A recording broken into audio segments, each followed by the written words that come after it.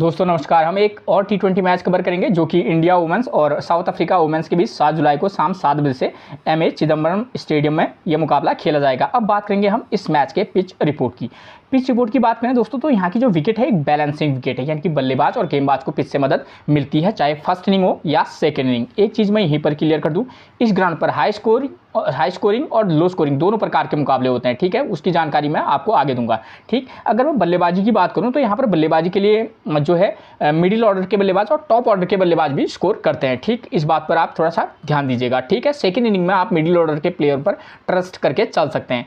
अगर मैं बात करूं बॉलर्स की तो यहाँ पर पेसर और स्पिनर दोनों को विकेट मिलते हैं, ठीक है ना। तो आप एक बहुत ज़्यादा विकेट तो नहीं गिरते हैं, लेकिन हाँ ठीक ठाक विकेट जरूर गिरते हैं, ठीक। इस बात को आप ध्यान में रखकर चलिएगा। एक टिप्स जो मैं आपको हमेशा देता हूं, अगर आपको समय पर पिच रिपोर्ट नहीं मिल पाती है तो कप्तान टॉस जीतने के बाद क्या कर रहा है, पहले बैटिंग कर रहा है या बॉलिंग कर रहा है, आप उसके डिसीजन को अपना आधार बनाकर भी टीम में प्लेयर का सिलेक्शन कर सकते हैं, ठीक है। उसके बाद बात करेंगे हम वेन्यू रिकॉर्ड की। दोस्तों मैं आपको वो तमाम जानकारियाँ दूंगा जिसके बेस पर आप एक बेहतरीन टीम बनाकर चल सकते हैं, तमाम रिकॉर्ड, ठीक है।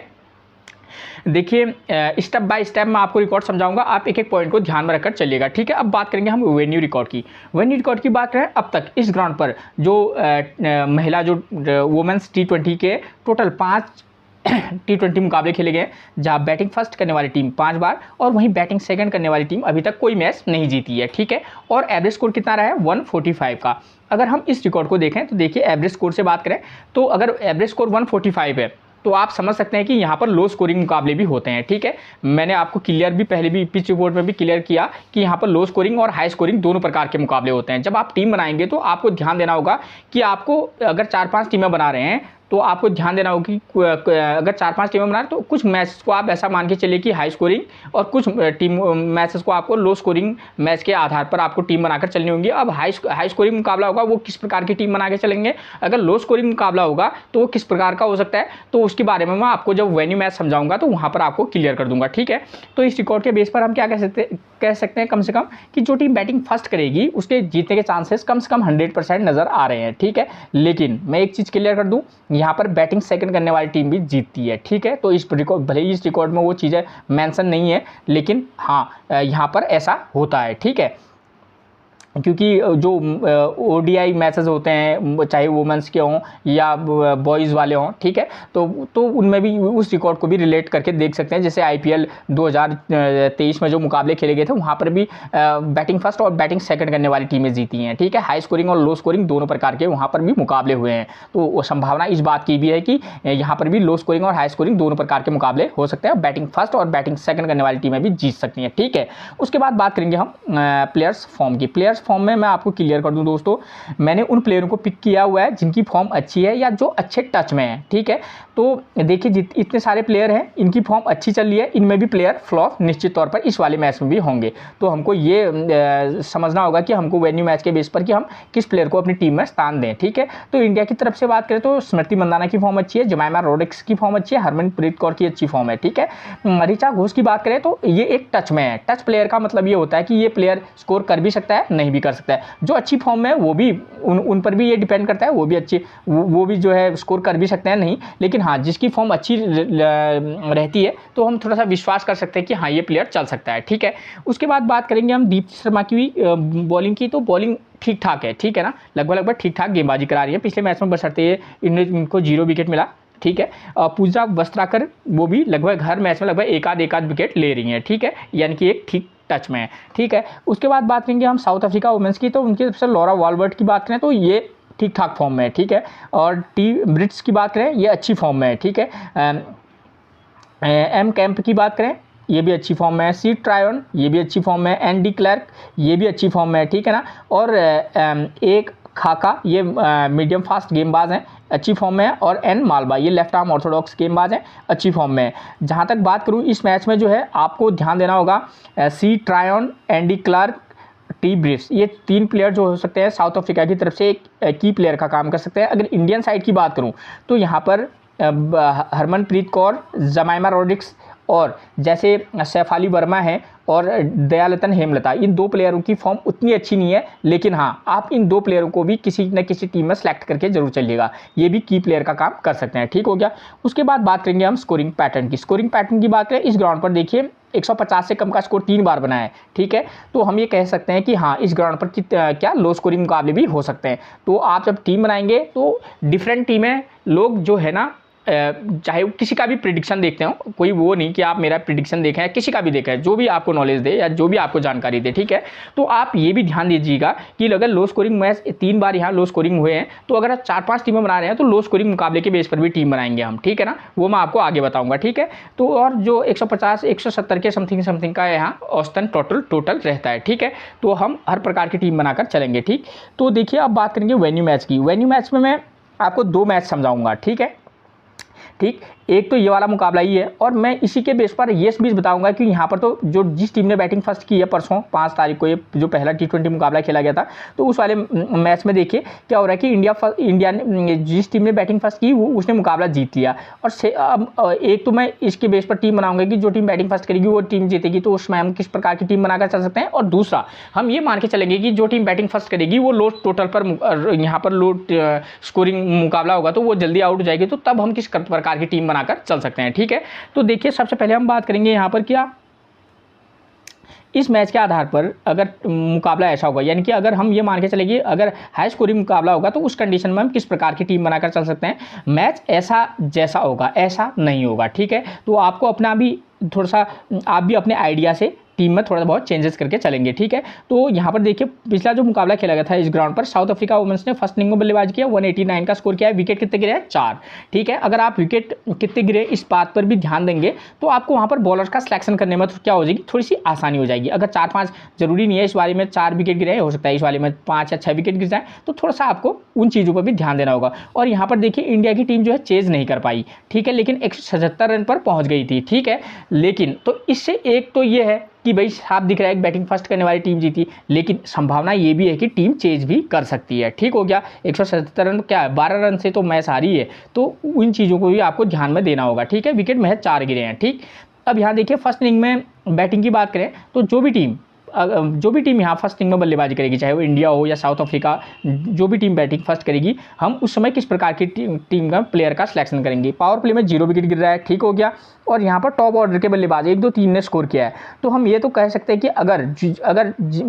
अगर ओपनर प्लेयर अच्छी फॉर्म में है, ओपनर बैट्समैन अगर अच्छी फॉर्म में हो तो आप एक टीम में दोनों ओपनर प्लेयर को पिक करके चल सकते हैं, चाहे वो इंडिया की साइड से हो या साउथ अफ्रीका की साइड से हो। किस प्लेयर की फॉर्म कैसी है वो प्लेइंग 11 में सारा डेटा आपको दे दूंगा, वहाँ पर से आपको क्लियर हो जाएगा कि कौन सा बैट्समैन किस नंबर पर आता है, ठीक हो गया। तो हम क्या करेंगे कि एक टीम में दोनों ओपनर को मौका देकर देख सकते हैं, या एक टीम में हम क्या करते हैं दोनों ओपनर में से एक ओपनर को मौका देंगे, उसके बाद हम चाहें तो 4 नंबर और 5 नंबर के प्लेयर को भी पिक करके चल सकते हैं उसके प्लेयर की फॉर्म को देखकर, ठीक है। ओपनर में से एक को, उसके बाद 4 और 5 नंबर के प्लेयर को पिक करके चल सकते हैं, ठीक है। अगर 4 नंबर के प्लेयर की फॉर्म अच्छी नहीं होगी तो आप नंबर 3 को भी पिक करके चल सकते हैं, ठीक है ना, ऐसा कोई बड़ा इशू नहीं है, ठीक है। उसके बाद चाहे वो इंडिया की साइड से हो या साउथ अफ्रीका की साइड से, ठीक। अब बात करते हैं फर्स्ट इनिंग बॉलिंग की। तो जो भी टीम फर्स्ट इनिंग में बॉलिंग कराएगी, पेसर को 2 विकेट, स्पिनर को 2 विकेट मिले हैं, तो हमारा काम क्या हो सकता है कि हम एक पेसर प्लस एक ऑलराउंडर स्पिनर के साथ भी काम चल सकता है, ठीक हो गया। उसके बाद बात आती है सेकेंड इनिंग बैटिंग की। तो सेकेंड इनिंग में हमको पता है कि भाई यहाँ चेज नहीं हो पा रहा है, तो उस कंडीशन में हम पावर प्ले में 1 विकेट गिर रहा है, ठीक है, 2 नंबर 4 नंबर 5 नंबर का प्लेयर स्कोर कर रहा है, तो हम क्या कर सकते हैं दोस्तों, हो सकता है प्लेयर की फॉर्म देख लीजिएगा। ओपनर अगर अच्छी फॉर्म में है तो उन दोनों में से एक को पिक कर लेना, ठीक है, जिसकी फॉर्म अच्छी है। उसके बाद आप चाहे तो 3 नंबर 5 नंबर या 6 नंबर के प्लेयर को भी पिक करके चल सकते हैं, या 2 नंबर 4 नंबर 6 नंबर के प्लेयर को भी पिक करके चल सकते हैं जो टीम बैटिंग सेकंड करेगी। 2 नंबर 4 नंबर 6 नंबर के प्लेयर को प्लेयर की फॉर्म के बेस पर, 4 नंबर का फॉर्म अच्छा नहीं है 5 नंबर को पिक कीजिए या 3 नंबर को पिक कीजिए, ठीक है। तो इस तरीके का कॉम्बिनेशन बनाकर भी आप चल सकते हैं। अब बात आती है सेकंड इनिंग बॉलिंग की। तो पेसर 2 विकेट, स्पिनर 2 विकेट, तो यहाँ पर भी एक पेसर प्लस एक स्पिनर के साथ भी काम चल सकता है रेगुलर, या ऑलराउंडर स्पिनर के साथ भी काम चल सकता है इस वाले मैच के बेस पर, ठीक है। अब मैं बताऊंगा आपको अगर लो स्कोरिंग मुकाबला होगा तो वहाँ पर क्या हो सकता है, ठीक है। एक चीज़ तो ये क्लियर होगी आपकी, ठीक है ना, हाई स्कोरिंग। और हाई स्कोरिंग भी 2 प्रकार के मुकाबले होते हैं। यहाँ पर फर्स्ट इनिंग में बैटिंग करने वाली टीम हाई स्कोर बनाए और सेकंड इनिंग में जो है टीम जल्दी सिमट जाए। तो उस कंडीशन में अगर आपको लगे कि भाई सेकंड इनिंग में टीम जल्दी सिमट जाएगी तो आप यहाँ पर पेसर और एक स्पिनर को बढ़ा भी सकते हैं, यानी कि आप क्या कर सकते हैं 2 पेसर प्लस एक ऑलराउंडर स्पिनर को पिक करके चल सकते हैं, एक रेगुलर स्पिनर को भी पिक करके चल सकते हैं, ठीक है, ठीक। मैंने आपको चीज़ क्लियर कर दी। तो उस कंडीशन में आपको बल्लेबाज पर थोड़ा सा कम ट्रस्ट करके चलना होगा, ठीक है। 2 कंडीशन ये क्लियर होगी आपकी। अब बात आती है कैप्टनसी और वाइस कैप्टनसी की, ठीक है। इस वाले मैच के आधार पर जहां पर फर्स्ट इनिंग में हाई स्कोर और सेकंड इनिंग में बहुत कम मार्जिन से टीम हार रही हो, तो उस वाले मैच में आधार पर हमको क्या करना होगा, आप बल्लेबाजों को क्या कर सकते हैं, वाइस कैप्टनसी दे सकते हैं। चाहे फर्स्ट इनिंग में से बल्लेबाजी वाले को आप कैप्टन बनाएं या सेकंड इनिंग में जो टीम बल्लेबाजी करे उसको कैप्टनसी या वाइस कैप्टनसी बनाएं, ठीक है। तो ये प्लेयर हमारे लिए कैप्टनसी और वाइस कैप्टनसी की के चॉइस होंगे। और एक बात क्लियर कर दूं, कैप्टनसी और वाइस कैप्टनसी में यहाँ पर हो सकता है स्मृति मंदाना अच्छी ऑप्शन हो सकते हैं, हरमनप्रीत कौर और जमाइमा रोड्रिग्स, ये प्लेयर इनकी फॉर्म भी अच्छी है, ट्रस्टेबल प्लेयर हैं यही इंडिया की साइड से। और साउथ अफ्रीका की तरफ से लॉरा वॉलबर्ट एक अच्छी पिक हो सकते हैं, टीम ब्रिस और मारिजाना कैम्प, या इसके अतिरिक्त उनकी तरफ से कोई और नाम नहीं आता है, लेकिन सी ट्रायन एक ऐसी प्लेयर हो सकती हैं जिन पर आप ट्रस्ट करके चल सकते हैं। तो इन प्लेयर में से आपको एक प्लेयर पर फोकस करके चलना होगा, ठीक है, इस वाले मैच के आधार पर। अब बात आती है दूसरे कंडीशन की, अगर लो स्कोरिंग, इस ग्राउंड पर दोस्तों जो लो स्कोरिंग मुकाबले होते हैं वो इस प्रकार के होते हैं कि जो टीम बैटिंग फर्स्ट करती है वो लो स्कोर बनाती है और सेकंड इनिंग में जो टीम चेज कर रही होती है वो मैच जीत जाती है, ठीक है। तो उस कंडीशन में होता क्या है कि जो टीम फर्स्ट इनिंग में बल्लेबाजी करती है, लो स्कोरिंग का मुकाबला है 150 से नीचे का, समथिंग 140 145 या उसके समथिंग का स्कोर बना सकती है। तो उस कंडीशन उस वाले मैच में क्या होता है कि आप जो टीम बैटिंग फर्स्ट करेगी आप क्या करते हैं, उसके टॉप ऑर्डर में से अगर बहुत ही अच्छी फॉर्म में है तो दोनों ओपनर में से किसी एक को लेना, वरना आप टॉप ऑर्डर 1 2 3 जो टॉप ऑर्डर होता है उसमें से सिर्फ एक प्लेयर को लेना, ठीक है ना। लो स्कोरिंग वाले मुकाबले में मैंने आपको बता दिया कि फर्स्ट इनिंग में जो टीम बल्लेबाजी करती है वो थोड़ा जल्दी आउट हो जाती है, ठीक है, 130 140 के समथिंग। तो टॉप ऑर्डर में से फॉर्म अच्छी होने की कंडीशन में एक ओपनर को लेना, वरना आप क्या करना, टॉप ऑर्डर में से 1 2 3 में से केवल एक प्लेयर को पिक करना, उसके बाद आप 5 और 6 नंबर के प्लेयर को पिक करके चल सकते हैं, ठीक है, लो स्कोरिंग मुकाबले में, ठीक है। और जो टीम बॉलिंग फर्स्ट कराएगी, आप एक चीज़ क्लियर कर दूं, वहां पर पेसर और स्पिनर दोनों का कॉम्बिनेशन लेना, स्पिनर वो भी रेगुलर स्पिनर, ठीक है ना। ऑलराउंडर स्पिनर तो लेना ही लेना, लेकिन उसके साथ आप रेगुलर स्पिनर को भी पिक करना और पेसर बॉलर को विशेष फोकस करके चलना। लो स्कोरिंग वाले मुकाबले में यहाँ पेसर जो है वो ज़्यादा विकेट लेते हैं स्पिनर की तुलना में। और सेकंड इनिंग में क्या होता है, लो स्कोरिंग मुकाबले में सेकंड इनिंग में टीम चेज कर लेती है, ठीक है, थोड़ा सा बहुत परेशानी तो आती है, लेकिन हाँ चेज कर जरूर कर लेती है। और वहाँ पर क्या होता है कि आप क्या करना, 2 नंबर 3 नंबर और 5 नंबर या 2 नंबर 4 नंबर 5 नंबर के प्लेयर पर फोकस करके चल सकते हैं जो टीम बैटिंग सेकंड करेगी, ठीक हो गया। और जो टीम बॉलिंग सेकंड कराती है वहाँ पर सिर्फ एक पेसर प्लस एक स्पिनर या ऑलराउंडर स्पिनर के साथ भी काम चल जाता है। और उस कंडीशन में जब लो टोटल वाले मुकाबले में अगर टीम बनाएंगे तो वहाँ पर आप क्या कर सकते हैं कि जो टीम बॉलिंग फर्स्ट कराएगी आप किसी बॉलर को वाइस कैप्टनसी तो कम से कम आप दे सकते हैं, ठीक है, ठीक, खासतौर पर स्पिनर बॉलर को भी दे सकते हैं और पेसर बॉलर को भी, ठीक है। तो इस बात का आप विशेष फोकस करके चलिएगा, ठीक। और सेकंड इनिंग में जो टीम बल्लेबाजी करेगी वहां पर से आप वाइस कैप्टनसी उस प्लेयर को दे सकते हैं, ठीक, या एक्सचेंज भी कर सकते हैं, बॉलर को आप वाइस कैप्टनसी दे दिया, बल्लेबाज क्या है कैप्टनसी भी दे सकते हैं, ठीक है। तो इस तरीके का एक कॉम्बिनेशन बनाकर चलेंगे लो स्कोरिंग मुकाबले के बेस पर। अब बात करेंगे हम किसकी, प्लेइंग 11 की। प्लेइंग 11 की बात करें तो इंडिया की साइड से नंबर 1 पर मिलेंगे आपको सैफ अली वर्मा। मैंने आपको कंडीशन के बेस पर ही आपको टीम में प्लेयर का सिलेक्शन करना होगा कि आप किस के बेस पर टीम बना रहे हैं, ठीक है, हाई स्कोरिंग बना रहे हैं, लो स्कोरिंग बना रहे हैं, ठीक है, इसके बेस पर आप टीम बनाइए और उसी समय पर उसी के बेस पर आप सैफ अली वर्मा को पिक और ड्रॉप कीजिएगा। फॉर्म की बात करें सैफ अली वर्मा की तो 18 रन 24 रन 1 विकेट 25 रन और 20 रन और 7 रन, ये इनका करंट का फॉर्म है, करंट का फॉर्म, ठीक है ना। तो ये इनका फॉर्म चल रहा है। आप हाई स्कोरिंग वाले मुकाबले में बैटिंग फर्स्ट करेगी इंडिया तो आप इन पर ट्रस्ट करके चल सकते हैं। क्यों? क्योंकि दोस्तों इनका सिस्टम ये रहता है, वीरेंद्र सहवाग टाइप की वाली बल्लेबाजी करती हैं, ठीक है ना, चल गई तो चाँद तक, नहीं तो शाम तक भी नहीं चलती हैं, ठीक है। उसके बाद स्मृति मंदाना की बात करूँ तो 46-49 जबरदस्त फॉर्म में, ठीक है। इस वाले मैच में फ्लॉप हो जाए तो वो बात की बात, वरना ट्रस्टेबल प्लेयर नंबर 1 स्मृति मंदाना वाइस कैप्टनसी की एक विशेष चॉइस रहेंगी, ठीक है। लो स्कोरिंग वाले मुकाबले में अगर टीम इंडिया लो स्कोरिंग वाले मुकाबले के बेस पर टीम बनाओगे, इंडिया अगर बैटिंग करोगे तब आप इनको छोड़ भी सकते हैं, ठीक है, या पिक करके चल लेना है एज ए प्लेयर, ठीक है। भी बात करेंगे दयालतन हेमलता की तो 14 14 24 12 37 और 22 एक टच वाली प्लेयर निश्चित तौर पर टच फॉर्म में बड़ा स्कोर नहीं कर रही है। हाई स्कोरिंग वाला मुकाबले के बेस पर टीम बनाएंगे तो इंडिया बैटिंग फर्स्ट करेगी तो आप इनको पिक करके चल सकते हैं, ठीक है।